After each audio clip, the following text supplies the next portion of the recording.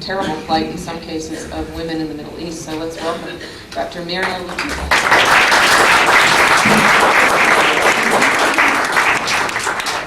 Thank you very much, everyone. I would like to thank everyone everyone here in the Humanist Society of Greater Phoenix for inviting me today and to listen to this lecture. And I would like to especially thank Harold and Susan for working with me in order for me to be able to make it today. I know they had to shuffle around and do a lot of work to be able to do that for me. Thank you. I wanted to let you know a little bit about myself. I am Lebanese. I was born in Lebanon. My family emigrated to the United States so that we would have a much better life. And my family settled in New Brunswick, New Jersey. Growing up, my family, I grew up as a Maronite Catholic. And my parents were very strict and conservative. And when we went to college, everyone had to go to college, but once we graduated, it was made very clear that the girls were supposed to get married and have children. Very early on in life, even in Lebanon, I questioned why I was supposed to do certain things like house cleaning and all that, and yet my brother didn't have to do it. And all the time I was told it was because that's the way God made us, that girls did certain things and boys did certain things.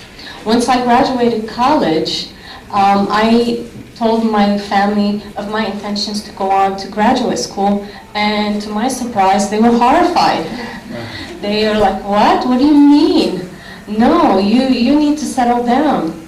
And I said, well, no, I'm not interested, and I was in a relationship, and I wanted to live together rather than marry and have children and so on, and that was a no-no. I think some of you, yes. They took it as an insult to them, to their religion, to their culture, and they began to question their decision to come here because they felt that this society ruined my life. Anyway, that really, in terms of putting my ideology together, that along with a whole host of incidences throughout my life led me to really focus on social justice, especially for women. And initially, it was in terms of just me. And in terms of, I didn't really think of the Middle East or Muslim society as a whole as having the same issues. So I became very hungry to learn and to find out more about the connection between religion and women's status. And that's really what kind of prompted me. Although I was, as an undergrad, a business and a French major, I really kind of let go of all that, and I focused my graduate studies on studying women and social justice in the Middle East. And in order to do that, you really have to study the law, you have to study education, and you have to study religion, both all in terms of Judaism, Christianity, and Islam, because all three really heavily influence the legal, educational, and social systems there. So having said that, what I wanted to do is I wasn't sure in terms of the knowledge base of everyone here. So I wanted to go back and give you an overview from the rise of Islam into today in terms of the development of women's status. And I thought that I would leave it up to you to ask me questions about specifics for today. The Arabia of the 6th century, and when I speak of Arabia, I mean only the Arabian Peninsula. And I hope those in the back can see it. Arabia of the 6th century was made up of independent nomadic tribes that lived a code that is loosely termed today as tribal humanism. This was a decentralized structure. Each tribe, made up of a few clans, took care of its own and had its own laws. All in the tribe worked for the good of the group. Those who participated in harmful behaviors were exiled. There is much evidence that men and women lived in some egalitarian harmony. The clans and the tribes were matrilineal, not matriarchal, in nature. That means the descent was through the mother's line, and that means also that the individual nuclear family lived with the mother's families. Raising of the children was communal. Women participated in raids of other tribes, led clans as their sheikhas or chieftains, owned businesses. Women also participated in public as poetesses, and the poets of the day were the true historians and the news reporters of the time. They were priestesses, and the three main important deities of the time were all female. Sexual unions of the time showed the acceptance of monogamy, one woman and one man, polyandry, where a woman had more than one husband, and polygyny, where a man has more than one wife. And polyandry and polygyny are better known to most people as polygamy. Women and men could divorce their partners, and both could move about freely in public. Two very important examples of this are none other than what later is known as the Prophet of Islam, Muhammad, his mother and his wife, the first wife, with whom he had a monogamous marriage. As the 7th century approached, there were major social, economic, and political changes in the area. One major change was the slow move from a nomadic life to a settled life along the coast of the peninsula, especially this area here. The trade route from Europe to China came through down this way. Peninsula. This brought about a disconnection with tribal values and ensuing lawlessness. Also, with settlement came the rise of private property and a shift to individualism. The breakdown of the old system had a devastating effect on the population. There was a rise in orphans, infanticide, and a sense of anarchy everywhere. Out of this backdrop came a man from a town called Mecca, Muhammad. We believe Muhammad was born around 570, but no one is pretty sure about that, who was raised by his mom until she died when he was about 6 years old. And then his uncle, his paternal uncle, took over. When he was about 25, a very wealthy merchant by the name of Khadija approached him to become her manager. He became her manager, and very shortly after, she asked him to marry her. They had 6 children, 4 girls and 2 boys. The 2 boys died very shortly after birth, and out of the 4 girls, all died before him except one. She becomes very important actually later on with the split of the Muslim society to the Sunni and the Shi'i groups. Due to his financial security, Muhammad was able to focus on the social ills of his time and dwelt on the plight of the unfortunate, especially the orphan, the growing number of orphans. Muhammad discussed the need to take care of the disadvantaged, developing a more compassionate society where the rich help the poor, and eliminating corruption. He claimed to receive these messages from God, or in Arabic, Allah, through the angel Gabriel. And from 610 to 622, there were about 90 revelations or messages, which were very spiritual and general in nature. And as I indicated, they spoke about social justice, personal responsibility, and monotheism, one God. However, there was a drastic change in 622 when Muhammad's wife and his uncle, his protection, died. He and his followers were forced to leave Mecca to a town north of Mecca, Medina, and there they established a state, or the Islamic State, the Ummah. They were run out of town because his message of monotheism threatened the political and religious elites of Mecca who were polytheistic. In Medina, the revelations continued, but this time took on a very dramatic change. They became more specific, legalistic, legislative, and restrictive. In terms of women, the revelations from 622 to 632, there were 24 of them, along with the compilation, the development of the traditions of Muhammad, meaning his sayings and deeds, during that time period proved to be detrimental to the growth of female status. The two major contributing factors to the decline of the position of Muslim women, or the Muslimah, in Medina and later on were the exclusion and the seclusion of the female. By exclusion, I mean the systematic exclusion of women from public life, economically, politically, legally, and most important, religiously and educationally. Women were no longer able to participate in raids. They were slowly shut out of leadership positions. They were not allowed to go outside and work, and they were shunned away from religious study and interpretation.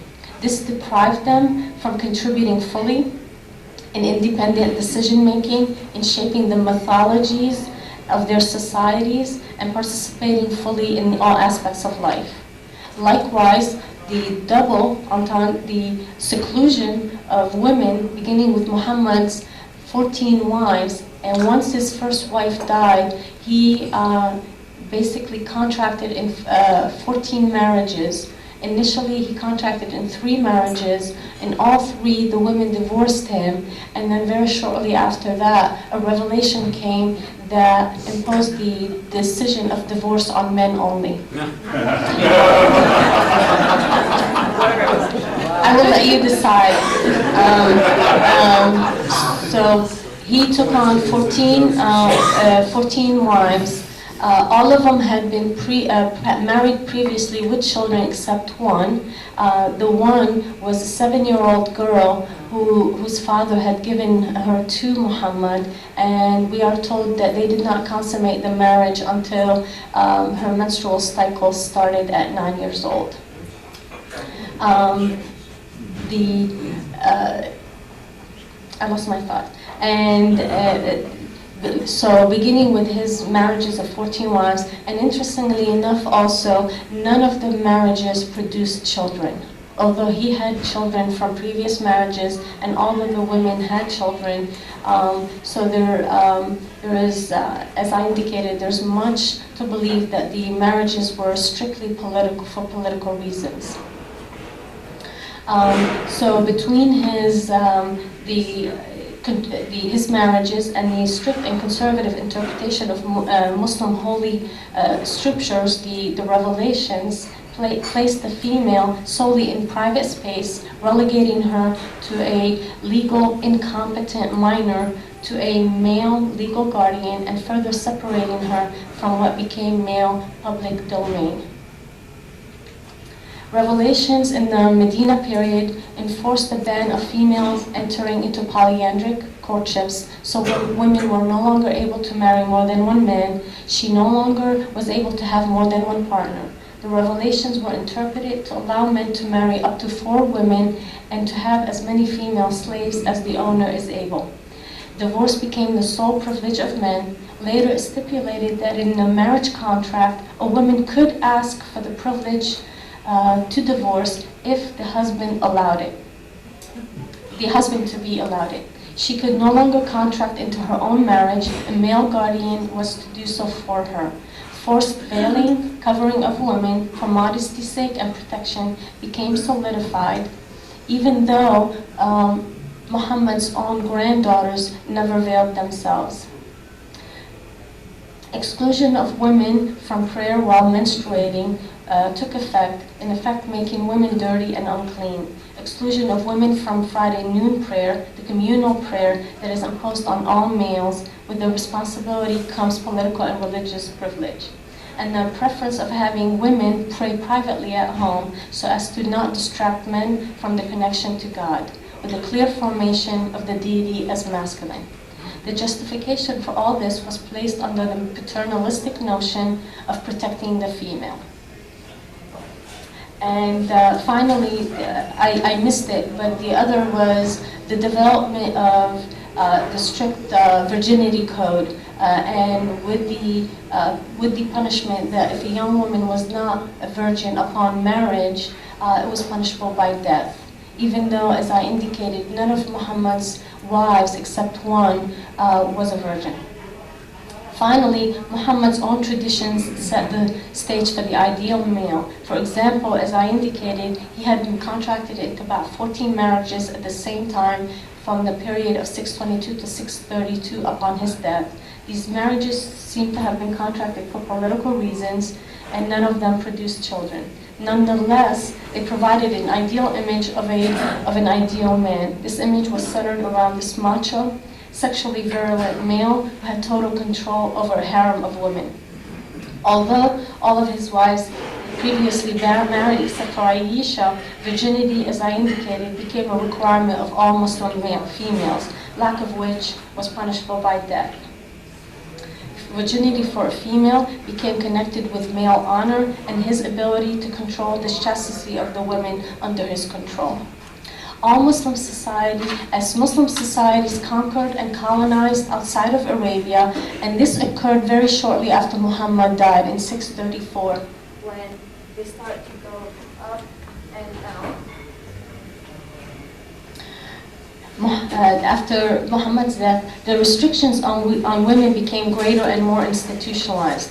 Muslim society expanded its colonization to include areas of North Africa to the west, the Balkans in southeastern Europe, and India to the east. They justified the colonization in religious terms. These newly incorporated communities had their own patriarchal views, and as Muslim empire became integrated in non-Muslim areas, Muslim restrictions on females increased, and they accepted many foreign customs that would prove to be more harmful to women, such as honor killings and female circumcision. These newly accepted customs were incorporated into Islamic law or divine law, which is based on the revelations and Muhammad's traditions, and became accepted customs. Then the only basis for the construction of male-female identity by then was set by rigid androcentric views of sex roles, and with it came hierarchy with the focus on the superiority of males and the inferiority of females set by divinely ordained rules. Girls could not study publicly, women could not leave the home without the accompaniment of the guardian. However, the Muslim empire came under threat with the rise of Europe and its colonial aspirations in the 17th century on. The clashing of the West and the East created further need to protect Muslim society from the outside, seemingly ungodly influences. But many in the Muslim Middle East were eager to open their societies to change and new ideas. Women benefited from these changes as society opened itself to female education and to a certain degree female labor. By the fall of the empire, after World War I, many Muslim reformers were ready to embrace secularism and modernization. But the one area they did not and would not change is the actual legal status of the female, as prescribed by the personal status laws in Islamic law. These laws deal specifically with inheritance, the custody of children, status of the female, marriage, divorce, and as I indicated, as they are embedded in Islamic law, they are considered divine. Even in newly formed secular countries like Iran, Turkey, Lebanon, where the attempt to make major changes in the laws occurred, the religious establishment resented it, was offended by it, and worked very hard to resist it, even violently. By the same token, the 20th century had proved to be very trying for the Muslim Middle East and African communities. Western colonial and imperial hegemony had relegated these societies into client states. Most of the populations felt and still do feel completely disconnected from the ruling elites who they believe are mere puppets of the West and do not necessarily represent them. Many rulers governed by sheer persecution of their citizens. Modernization and globalization have further alienated many Muslims. They blame many of the ills in their societies on the West. An accusation that, I might add, is promoted by the very elites that we support. The population has resisted modernity in the social sphere, even though many governments have made attempts at reform. Most countries today have accepted secular legal systems in all areas of life, except, as I indicated, the personal status laws that affect women the most.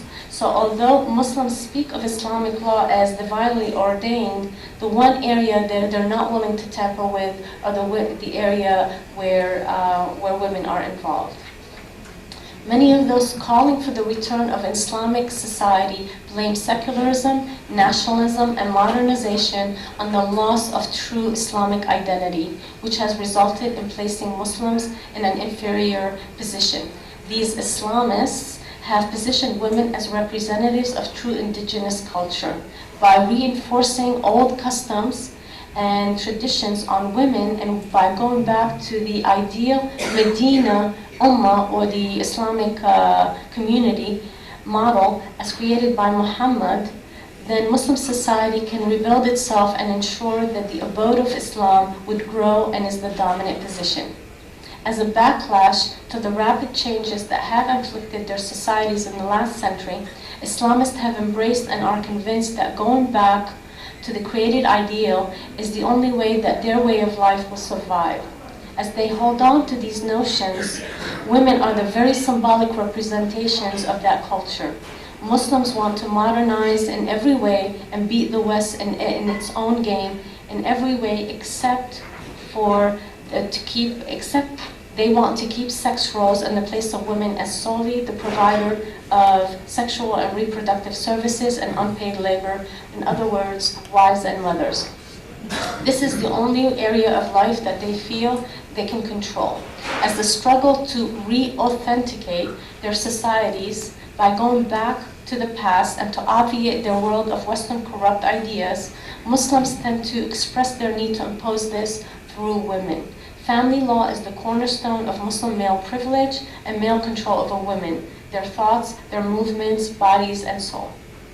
However, in promoting this agenda, they do not basically express it that way. What they do is they express it through religious rhetoric, which is used to promote social justice and human rights. Societies are basically taught that if they truly follow the Islamist ways, then true social justice, as envisioned by Muhammad, would come their way. Religious rhetoric is understood by everyone and is the only form of expression viewed as legitimate and indigenous. Even though those societies that do claim to be Islamic, for example, like Saudi Arabia, Iran, Afghanistan, and Sudan, and those that are trying very hard to be, like Algeria and Nigeria, and many groups who call themselves Islamic tend to be more brutal to their population in their ideology than those who have moved away from religion as a cornerstone to government and law. And one of a very good example is the book that you're reading. There can be many interpretations of Islam, but today the focus of political Islam seems to be on the forced return to authoritarian, endocentric version that is hostile to the personal freedoms of women. What I'm trying to say is that I don't want you to come away with feeling that Islam itself is hostile towards women. I would argue no organized religion is in and of itself hostile. It is how it is interpreted that one can decide whether it is progressive or fundamentalist. Many Muslim women find themselves in a quandary. They have been told that to be a true Muslimah, they must submit to this interpretation. Studies on women find that they do so for various reasons. One, they do not want to be viewed as rejecting their society for Western values and therefore basically dishonoring their families. Two, they believe that they are more marriageable if they accept the Islamist interpretation of social justice. Their reward would be sometime in heaven, when they are in heaven. Financially, they find that it makes more sense not to compete in the fashion trends of the West and all that hoopla about, the hair, the dresses, the jeans, and so on. In terms of work, the unemployment rate in many of these countries is so high that, again, women, if they try to compete, are seen as impediment to male success and adding to this destruction of the ideal Muslim family. When they do work, there is so much pressure to veil and to dress so conservatively, being whether it's the chador or the burqa. So in order to avoid harassment and discrimination, they do so. Finally, in year 2000, United Nations report indicated that there was a rise in female education, and that women in the Muslim world and men in the Muslim world view it as a stepping stone to finding a husband, not as an accomplishment unto itself. If they work, women work, it is only temporarily due to economic necessity. In essence, in embracing the right to education, career, political aspirations, the ability to interpret sacred texts, and a complete public life, Muslim women emasculate Muslim men and destroy Muslim society as envisioned by those promoting a return to an Islamic worldview. As Muslim governments struggle to hold on to power, they too are using Islamic rhetoric to quiet their critics. They have imposed new control mechanisms, exclusions, injustices, and even brutalities on women, which at the present can be legitimately meted out in the name of Islam. As women are the visible and acceptable form of appeasing their most ardent critics, the Islamic groups, these governments are no different than their oppositions, who at the present are using many forms of violence to impose their version of political Islam on their societies. Yet women are, in most of Muslims, Middle East and Africa, are found in every aspect of life. Today they are lawyers, doctors, engineers, teachers, parliamentarians, judges, etc. Yet legally and technically, these women have to get permission from a male guardian, even if it is a younger brother or cousin, in order to leave the house, go to school, marry, or work. Finally, it is no surprise that the United Nations World Conference in '95 and the year 2000 report warn us of the alarming deterioration in the status of the female worldwide, and as the report indicated, especially the Middle East and Africa. As globalization inflicts its wounds on all societies, women find themselves as pawns of governments, religious institutions, political groups who seek to control their bodies, minds, and movement. And what I would like to do is finish this with a question to the audience. It is a question that I can't continue to wonder, and that is, why is it in the dawn of the 21st century, women's bodies continue to be site for male control everywhere in the world? Thank you.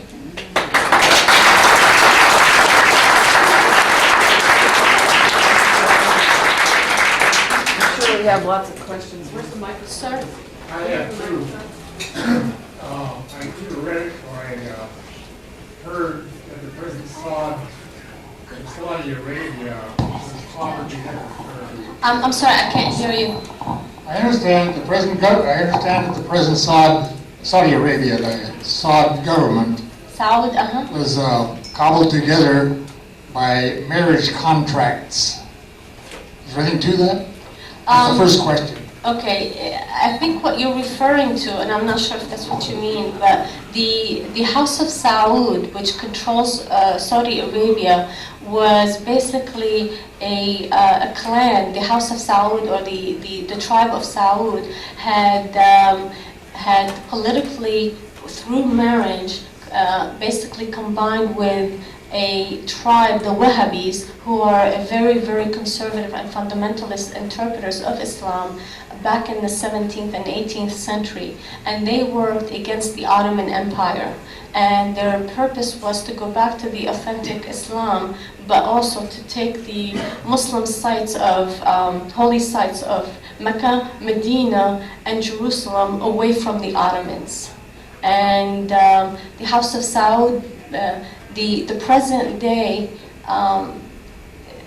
group are basically children and grandchildren of Ibn Saud, who had over 100 children in the late 1900s. And as I indicated, these monarchs or leaders use Islam, especially in terms of women, to manipulate not only politically but also to abuse the system. For example, like I said, there was he would marry, divorce at will, and just have as many kids as possible, just because he felt that's, as a Muslim, that was his right to do so.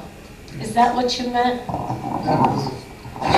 The first question. The second question is, why is it that the American Humanist Association has a partnership with an organization that is called the Americans for Religious Liberty? It is made up of Christians, Muslims, Hindus, Jews, Moonies, Muslims, on and on. Well, I don't think she would have an answer to that Wait, because she's not wait. with the American Humanist Association. I'm sorry, the American Humanist Association has a partnership with some other organization that has Muslims involved? Is that? I'm not sure what the question is. Okay. I'm sorry. That's just one of the I wanted to things she wouldn't ask. know. If the audience wants to answer that question. No, we don't have an answer to that. I'm sorry. Next question, Bruce. Yes, I wanted to ask about the status of women, as far as you know, in Iraq, comparing the situation in the 1800s in the Ottoman Empire with the various different kind of secular governments that have been there in the 1900s, and Shiite possibilities. Actually, in many countries in the Middle East, it's very hard to ascertain what the status of women in general is, because depending on their socioeconomic status, their religion, their ethnic background, it differs. But interestingly enough, in Iraq, under Saddam Hussein, Sunni women and Christian and Jewish and Assyrian women were held in high esteem. They were very, the society was very liberal in terms of their education, in terms of getting jobs and so on. Kurdish Sunni Muslims and Shia Muslims didn't have that privilege, and the government had suppressed them so much. Not only that, because they in general were suppressed, their own people suppressed them as well, not only in terms of controlling their movement, but also in terms of the more secular the government became, the more the Kurds and the Shia became religious and fundamentalist in their interpretation. Unfortunately, with this this pseudo-constitution that's coming out, women are not faring well at all. They've protested. Many human rights groups have protested. The Shiite especially are trying to impose Islamic law on the government itself, and of course it would be the Shi'i interpretation of Islamic law. And from what we've seen, it is a very harsh and rigid interpretation. So there's been some attempts to discredit it and to resist it, but I have a feeling that at the end, once the Americans wash their hands of the mess, the Shia are going to take over, and things are going to get a lot worse before they ever get better, like it did in Iran, and it is in Iran. B. Was Ataturk, who modernized Turkey, was he a Muslim? Yes, he was a Sunni Muslim. His name is Mustafa Kemal, and he was better known as Ataturk, which in Turkish means the father of the Turks. And he was one of the very few generals in the Ottoman Empire that advised the Ottomans against going with the Germans in World War I. And soon after World War I, he made a deal with the West, especially the British, to establish a state of Turkey and secularize the state. However, even though Ataturk is seen as a great reformer and a secularist, like the Shah of Iran, he went to the extreme. And what happened is that instead of giving people choices and freedom of decision, he made it illegal for women to wear the veil. So you had one day a society for thousands of years that was embedded in very deep cultural and religious notions of what women were supposed to be like. And then the next day, everything that they were supposed to be like was illegal.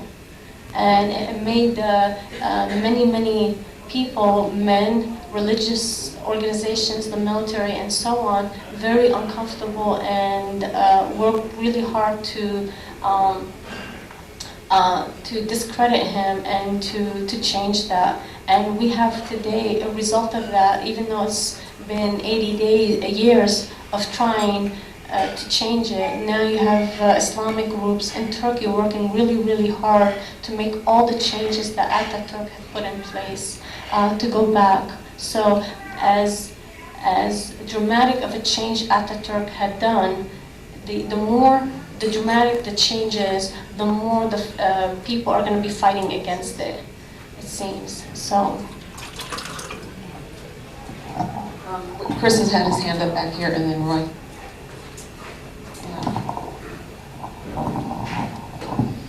Yeah, you mentioned that you did not think that Islam itself was inherently hostile to women. It's my understanding that the Quran explicitly says that women are inferior to men. No. No. No, the Quran can be, the revelation that you're talking about basically can be roughly interpreted as on earth, men are managers of women's affairs. And whether it's Judaism, Christianity, or Islam, since they all come out of the same religious development, my thing is that I'm not here to judge the religion itself. I am here to say that historically, interpretations of these three philosophies, as I call them mythologies, but I do have to say that I respect them enough to say that they are very powerful mythologies, that historically interpretations of them have been either very, very hostile towards women or at times have been progressive and open to women as being complete and total human beings. So that's my issue. I'm not necessarily saying and disregarding or dismissing the philosophy itself. I'm just saying that it is up for interpretation, and that it is the interpretation that could be very hostile or not.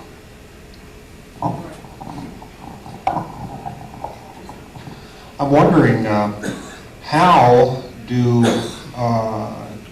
we have a democratic or implement a democratic society when certain, with the freedoms that allows, when some of the people or factions in that society want to kill those that don't believe the way they do? Absolutely. The situation in the Middle East is so intertwined with outside interference that it's really hard to begin to talk about internal social reform when people say that how could we have internal social reform when there's constant outside interference.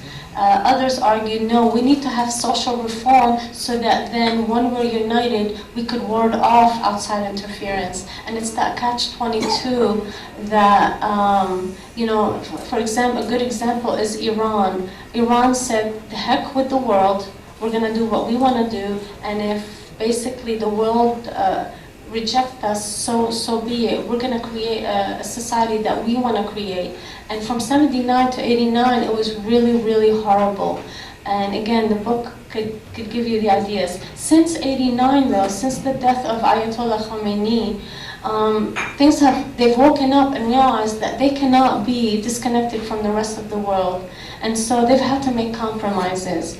In terms of women have been, because society in Iran since 1979 has literally separated men and women. There's banks for women only. Women cannot go to male banks. Schools have separated, and so on and so forth. Things have gotten so ridiculous that now the people themselves are saying, this is not what we want. This is not the interpretation of what we want. So internally, there is a major movement to reform. And since 89, they've been trying to change that. But again, because the religious elite that are in control constantly use those who are outside and their interference of Iranian affairs, that they subject the population to saying, look, do you want Western influence again, or are you going to put up with us? And in the last elections, Iranians rejected reformers based on that the reformers were connected with the West.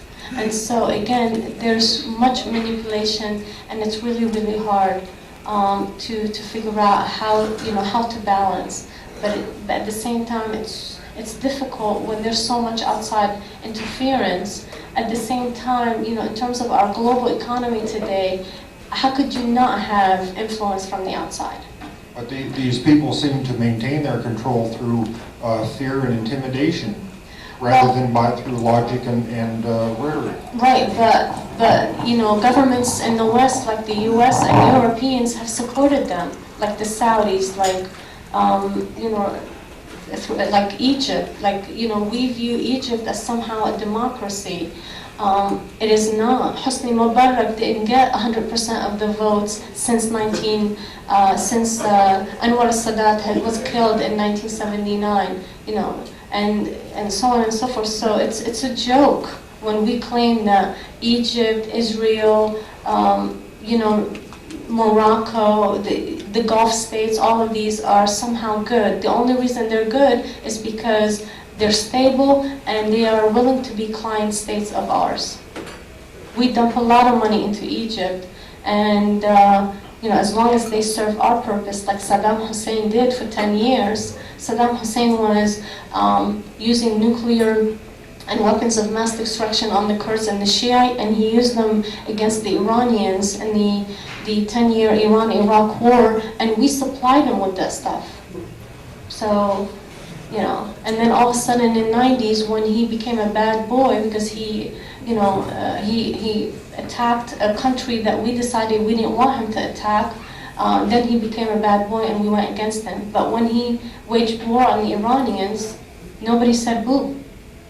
So, you know, again, it's really hard to talk about how horrible and terrible and evil these governments are when we are their friends and we're allowing them to be as horrible because we're supplying with the military know-how, not against each other, but to suppress their own people. Yeah, several questions. I'm sorry, if my answer is taking too long, let me know. Just No, although you partly answered some of my questions. I'd like to mention Bangladesh, that has women prime ministers and opposition and many women there. And when I lived there, it didn't seem to be too too rigid. In fact, it was rather loose. But do you think that the revolutions, the marches and everything in Tehran are going to start again? I mean, the election was a disaster, but the people had been almost on the edge of making that breakthrough. Do you think they'll pick up again? Yeah, I have hope. I have a lot of hope for Iran. I just don't have hope for the short term. I have hope because it really is a grassroots opposition. And it seems like it's not just students, but it's all the bazaris, and it's the middle class, and even the elites, and even some of the progressive ulamas. So I think it's now being infiltrated at every aspect of society, and I do have hope in the long term. But right now, the Khamenei, basically the Muslim high priest, and the council really do control, and they do use violence in terms of scare tactics with the morality police and things like that in order for people to disappear, to shut down schools, shut down magazines and things like that. So far they have been able to control, but slowly I see even the military changing its views, and partially it's because they're not getting paid what they're supposed to be getting paid, and economically they're going to turn against them if in terms of financially there's nothing basically economically feasible for them to continue their loyalty. So that in terms of it is dramatically, and that's why I concentrate my research and my talk on the Arab, Middle East, and Africa. And that's because Turkey has had a woman prime minister, Pakistan has had it, Bangladesh, Sri Lanka, Indonesia, and so there. And that's why I keep saying it's not necessarily Islam, but it's the interpretation. So women have been in Muslim countries in very high places, and they have had influences, been parliamentarians and so on. But in the Arab Middle East, they have been very, very, very resistant to such an idea. I have a question about, you mentioned in your talk, you mentioned in your talk that the split between the Sunni and the Shi'i was dependent upon the surviving daughter of Muhammad. Could you tell us what is the difference and why do they hate each other so much? Oh, it's fun. On the night of Muhammad's death, which is believed to be June 8th, 632, there was nothing to indicate who's going to succeed him. Okay, the revelations didn't say anything.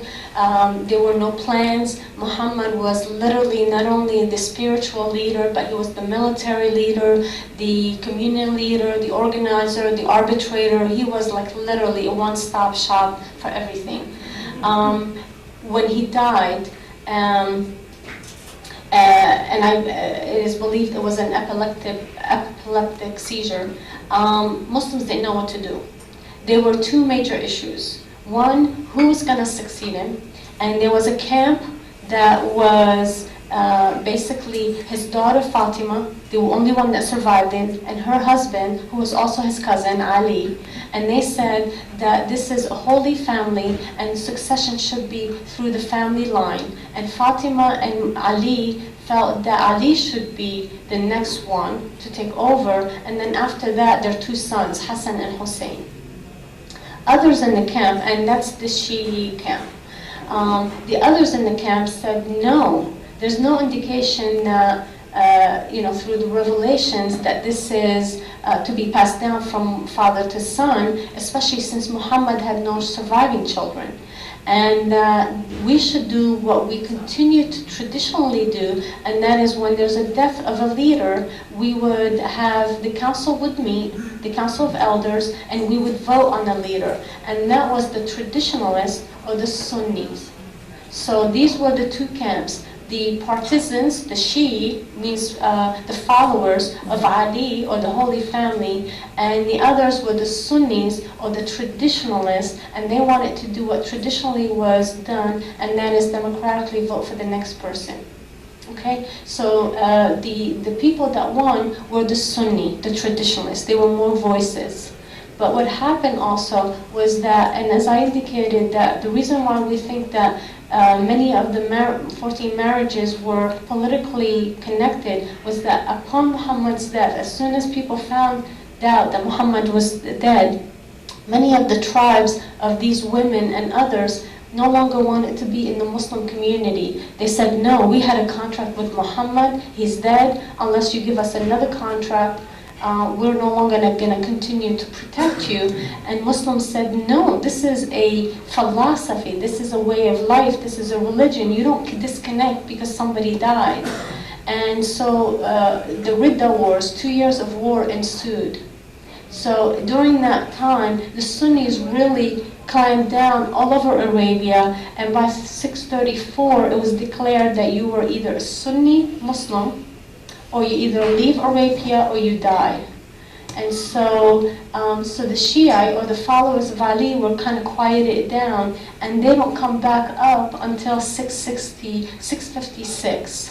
So, and then from 656 to 680, there's a struggle, and then from 680, there's a major split with the killing, the murder of his son, of Ali's son, Hussein, that today, Shi'i Muslims commemorate through passion plays very much like the death of Jesus.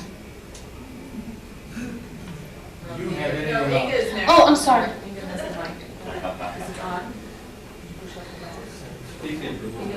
Okay, it's Inga and then Mike and I guess then Paul will be next. Oh, it's two. Okay. I heard once that during Muhammad's time there were a lot of baby girls killed, and that's why he made this that you could have more than one wife to spare their lives. Is there anything to this? No, before Muhammad became prophet, there was infanticide, as I indicated right in the beginning of the lecture. I said that Arabia at the time from the 6th to the 7th century was going through major changes because the society was going from a nomadic tribal system to a more sedentary system. And because of that change from nomadic tribal to more kind of individualistic settled, there was major upheavals, including infanticide. And the infanticide affected both girls and girls until somebody realized that boys could be used for raids more so than girls. And so they began to kill more often than not girls. Infanticide in the Quran is abolished. It's a sin. What I find interesting also is that today in Muslim societies and even non-Muslim societies throughout the world, where they're trying to control birth. If birth control is not legal and abortion is not legal, another way people are doing it is through the use of the sonogram. When they find out in the sonogram that it's a girl that they're having, they illegally have more often abortions with female fetuses than with male fetuses, because they want, if we're going to have limited amount of children, they would rather have them be all males. And next, the talking stick goes to Mike, followed by Stu. Yes, here it is. Thank you. I'm interested in the mythologies of religion. In particular, it seems the historical documentation of Christ's life is very, very sketchy. We don't even know when he was born. On the other hand, when you talk about Muhammad, you knew exactly the day he died. Was there a big change in that 600 years in historical documentation? Do we really have a good record of Muhammad's life? Well, I said Muslims believe he died on June 8, 632. They did document his death. We don't know when he was born. They believe it's 570, and there is the reason why I call, regardless of what the religion is, I call mythology, is because there is legend about his life. The legend is that it is called the year of the elephant when he was born, and it is when the Byzantine Empire had been fighting with the Sasanian Empire of the Persians, the Byzantine being the Greek. The Persians got the upper hand. And is it possible for me to disconnect this? Yes. Okay. What happened was this: the Persian Sasanians in 500s were fighting the Byzantine Greeks, and they were fighting it out in this area. And the Persians or the Iranians got the upper hand and would not allow the Greeks to come this way. So the Byzantine decided to come around this way, and they contracted with the various tribes in Arabia to protect the caravans as they went through the desert. Well, a lot of tribes did not honor that and kept raiding the caravans, stealing the booty and killing off the merchants. So the Byzantines basically got pissed off at this and said, wait a minute, we need to control the Hijaz, or the coast. So what they did was they came down here through Egypt, Sudan, Ethiopia, amassed, and these areas were client states of the Byzantine, amassed a large army with elephants and came up through the Yemen and up the coast here. Right before they got to Mecca, something happened to all the troops and the elephants, and they all died. It is believed that they contracted chickenpox, that the indigenous population was accustomed to, it was immune to. That's why it's called the Year of the Elephant. Muslims believe, or have accepted, that was a sign from God, from Allah, that something special is going to happen, and they claim that that's when Amina gave birth to Muhammad, and very much like the birth of Jesus, they believe that the angel Gabriel came to Amina to warn her that her child was going to be someone special, and that he was going to change the world. So that's the mythology, but that's the legend that they accept. And whether it's Abraham and his mythologies or Jesus or Muhammad, people have accepted them. Yeah, much of the terrorism that we have today I read articles that it's funded by the Saudi, who are trying to promote their particular brand of religion or whatever it is. Could you tell us a little bit about that? Right. Well, technically, I mean, the Saudis don't give these groups money to go out and kill. What happens is that the Saudis took a chapter in the Book of the West of bringing missionaries out from the West into other parts of the world, whether it's the Latin America or Africa, where it's French, the Dutch, the Germans, and the British, and then later on the Americans brought missionary schools and tried to convert people. What the Saudis did is the same. They have gone throughout the world, anywhere where there are schools, especially universities, they've built mosques, and they have basically decided that they were going to convert Muslims and non-Muslims to the Wahhabi view of Islam. And the purpose is to spread the word of Islam because, basically God would view them, beneficially. And to the ultimate view is to make the whole world an Islamic state. And so I don't see a difference between what the Saudis are doing to what the British and the French did. It's just that Saudis have more money and have done it more successfully. Now, in terms of poor areas of the world, especially Muslim poor areas, it is the Saudi schools have been the only schools that these kids have been able to get to. Because the governments, whether it's Nigeria or Pakistan or what have you, governments have failed miserably in having their own secular schools, that the Saudi schools have been the only access to these kids, and of course they've been conditioned very early on with basically nothing but memorizing the Quran and bombarded with ideology about how Islam is great, Islam is the way to go, and then the rest is really evil, and no matter what you need to do, even kill yourself, that's what you need to promote.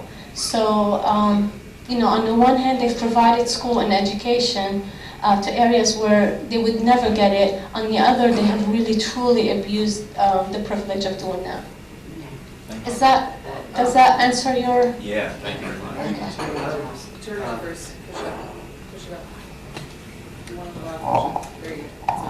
I'd just like to state, you mentioned Wahhabi, and I think, could you expand a little bit more on how the Wahhabism differs from the more mainstream Sunni? Right. Okay, they are Sunni.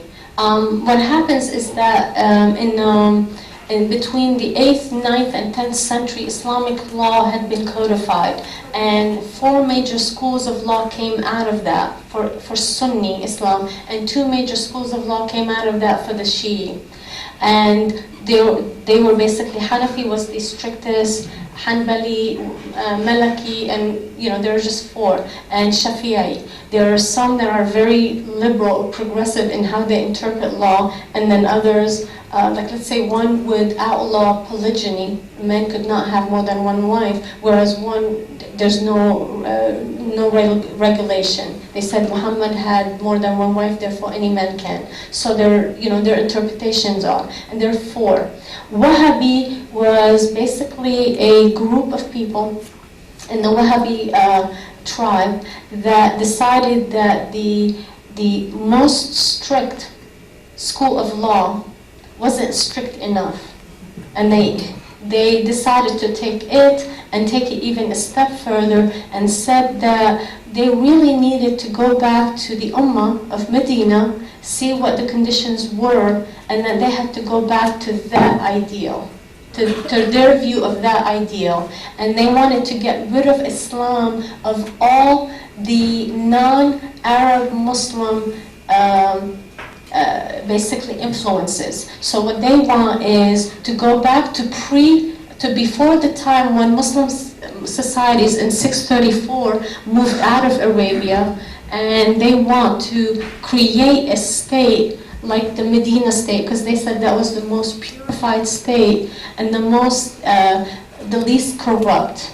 So the Wahhabis are basically just I would say they just believe in a stricter interpretation of one of the 4 schools of law in Sunni Islam. And of course, their most well-known member is Osama bin Laden. Well, Osama bin Laden had decided to make himself basically a religious cleric and an interpreter, and with his money had funded groups that were more than willing to take his money and follow him. Most Sunni, Orthodox, basically straight up the road Muslims, even in the Arab world, never heard of Osama bin Laden, nor cared about him. He was more of a nuisance to, especially in the Gulf, he was a nuisance to them more than anything else. However, when Muslims felt like they had to either be for their own or for the West, they supported bin Laden only in that they felt that he was, right or wrong, he was willing and able to stand up to the mighty West, especially when the West promoted itself as the most powerful nation, the most this, the most that, and kind of imposed its own view of democracy and human rights on the rest of the world. So I don't necessarily view that Muslims necessarily care about Osama bin Laden, but he is a symbol for them of someone who is willing to stand up to the West. Yeah, I was just stating that I don't know how they view him, but Osama bin Laden considers himself to be a Wahhabist. I think that Wahhabis would be embarrassed by him as well, I would say. Hey, Beverly. After 9/11 at Friendship Village, we had a speaker on Islam, who was a Muslim, who said that it was a very peaceful religion and that Christians and Muslims believed in the same God, that Allah and God the Christian God were the same God. Well, Christians, Jews, and Muslims believe in the same God, and Allah is just the word for God in Arabic. It means nothing else but the term God.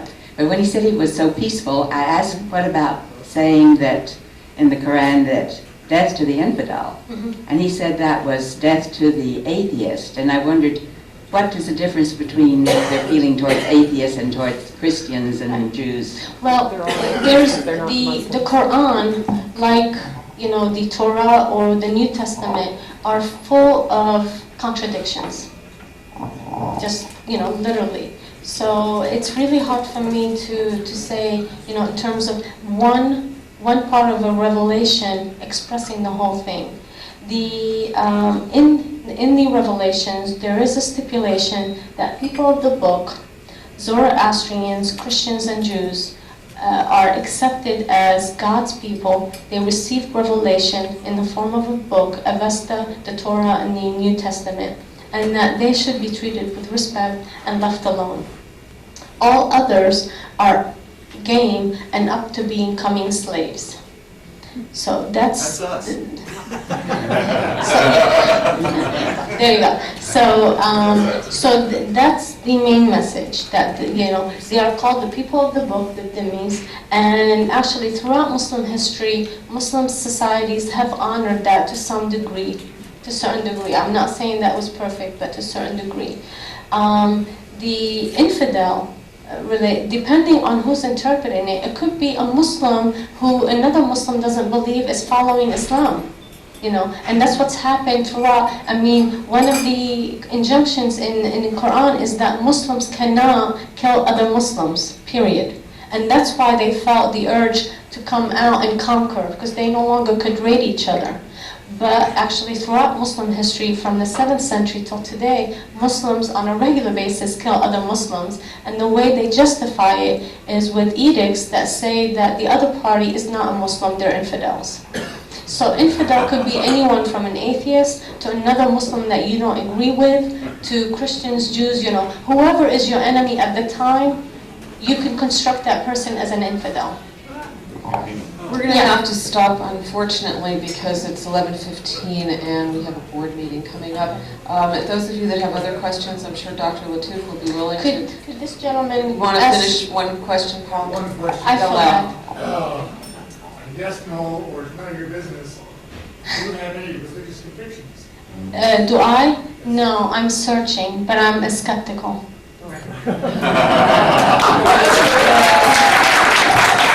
Thank you. We'll come back here or humanism for a while. That would be good. We have one other thing that we would like to do. Thank you very much for your time. Thank you. Take this little remembrance from us to the Humanist Society of Greater Phoenix, and that'll help you remember about us. Thank you. If you appreciate the Humanist Society of Greater Phoenix and would like to see more, then subscribe to our channel and check us out on Patreon. Links are in the description.